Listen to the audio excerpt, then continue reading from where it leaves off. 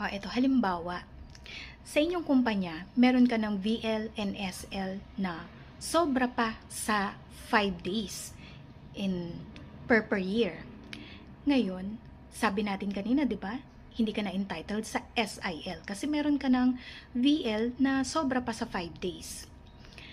Ngayon, what if ibinigay pa rin sa inyo ng employer o ng kumpanya ninyo yung 5 days SIL on top of your VL credits? Pwede ba yun? Of course. Walang nagbabawal sa inyong employer na magbigay ng benepisyo sa kanyang empleyado ng sobra pa sa minimum na nakasaad sa batas. Okay? Yung mga benepisyo na nakalagay sa batas ay minimum lang yon. Pwedeng magbigay ng sobra pa sa minimum na nasa batas ang inyong mga employers. Okay? Now, kung naibigay na niya halimbawa yon, yung SIL kahit na meron ka ng VL and SL.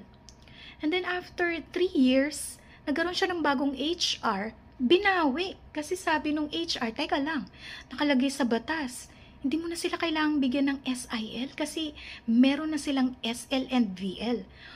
Pwede pa ba yun? Hindi na. Dito na papasok yung sinasabi nating non-diminution of benefits kasi yung benepisyo ay nag-ripen na into practice. So, hindi mo na po pwedeng o halimbawa naman yung SIL mo, inipon mo lang, hindi mo ginamit, hindi mo rin kinuha yung cash equivalent nito at the end of every year. So, kukunin mo na siya minsanan nung pa-resign ka na. Tapos, bago ka mag-resign, ilang beses tumaas yung salary mo. Okay? So, sabihin na natin 5 beses tumaas yung salary mo. From sabihin na natin 650 noong 5 years ago, tapos nung mag-resign ka, ang arawang sahod mo na ay 1.5. Saan magbabase yung computation ng SIL cash equivalent?